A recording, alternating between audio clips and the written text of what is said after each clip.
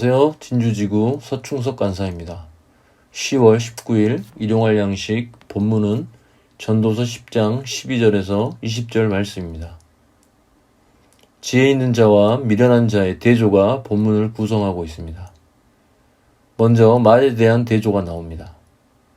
지혜자의 입의 말들은 은혜롭습니다. 은혜롭다는 말은 친절하고 적절하고 유용하다는 의미로 볼 수 있습니다. 반면 미련한 자의 말의 시작, 즉 근원은 미련한 자 안에 있는 어리석음이라고 지적합니다.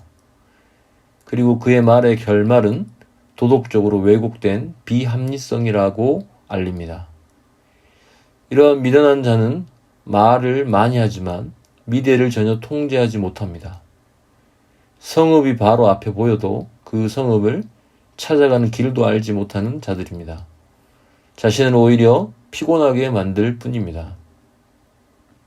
지나치게 말을 많이 하면서 마치 자신이 많이 아는 것처럼 말하는 자들을 경계해야 합니다. 우리 속담에 빈수레가 요란하다는 말과 같습니다. 미련한 자의 말의 특징은 말이 많다는 것입니다. 우리는 함께 있을 때 말이 많은 사람을 주목하게 됩니다. 물론 무조건 말이 많다고 미련하다고 할 수는 없습니다. 그런데 오히려 우리는 말이 많은 사람이 무슨 지식이 많아서 말이 많은 양 착각하기도 합니다.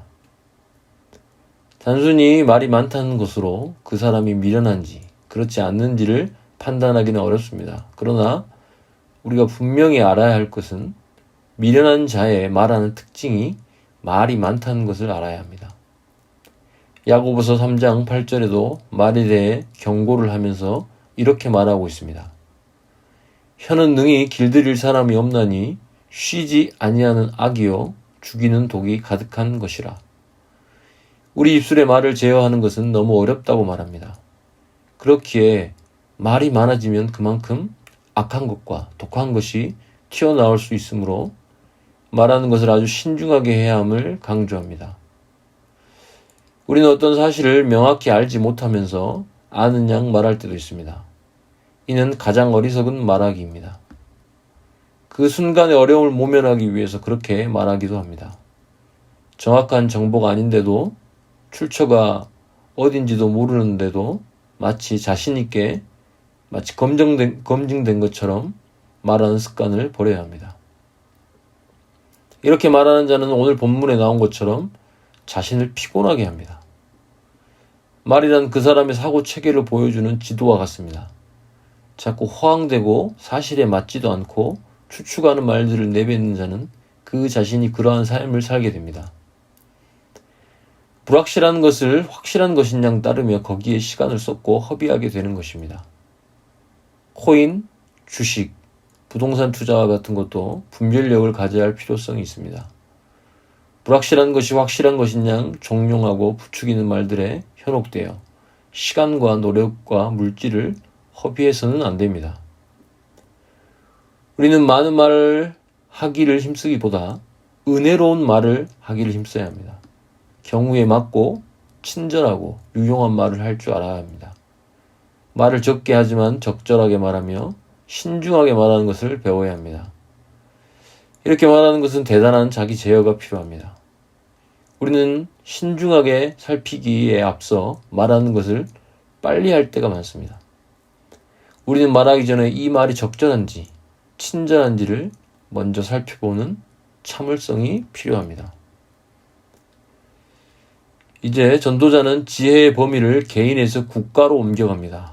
국가 차원에서 미련한 나라와 지혜로운 나라가 대조됩니다. 미련한 나라는 통치자가 어리석다고 말합니다. 어리석은 왕과 함께하는 관료들은 아침부터 떠들썩하게 먹고 마시는 방탕한 자들입니다. 반면 지혜로운 나라는 고상한 마음과 기질을 가진 왕이 다스립니다. 그의 관료들은 아무 때나 먹기를 탐하는 자들이 아니라 먹어야 할 때를 분별하며 먹고 술 취하는 것을 피하는 자들입니다. 미련한 자가 다스리는 나라는 재앙이 닥치기 전에 아무것도 하지 않고 손을 놓고 있기 때문에 그 나라는 쉽게 무너지게 됩니다. 먹는 것, 마시는 것, 돈과 같은 외적인 것에 치중한 자들의 삶은 실패할 수 있음을 알아야 합니다. 그럼에도 지도자의 미련함이나 방종이 있어도 함부로 떠들며 비난을 일삼기보다 평정심을 가지고 지혜롭게 행동해야 한다고 말합니다. 백성의 삶을 뒷전에 두고 일신의 안락과 유흥에만 몰두하는 지도자는 나라를 망하게 함을 경고합니다. 자신이 할 일을 제쳐둔 채 탐욕을 앞세운 자들입니다. 우리나라에도 이러한 부패한 관료들과 지도자들이 많음을 보게 됩니다. 그들의 미련함으로 피해는 일반 시민과 국민이 당하게 됩니다. 적절하고 유용하게 쓰여야 할 국고가 기득권과 이권에 줄을 대는 자들의 배만 불리는 경우가 많습니다. 그들이 배가 부를수록 국가의 보호와 안전망에 기대어 도움을 받아야 할 자들은 더욱 외면을 당하는 것을 봅니다. 미련한 자들이 권력을 잡을수록 그 피해의 범위는 커집니다. 반대로 지혜로운 자들이 다스릴수록 그 혜택을 볼 자들은 많아지게 될 것입니다.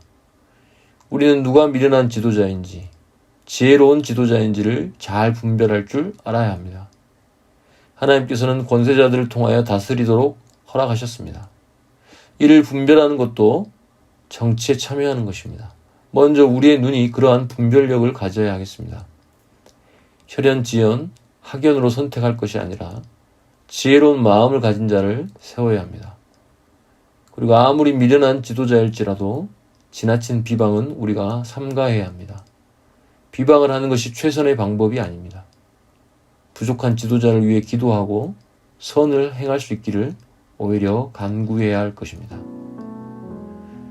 오늘 살펴본 지혜자의 지혜대로 많은 말보다 은혜로운 말을 하고 지혜로운 지도자가 세워질 수 있도록 간구하는 우리의 삶이기를 간절히 소망합니다.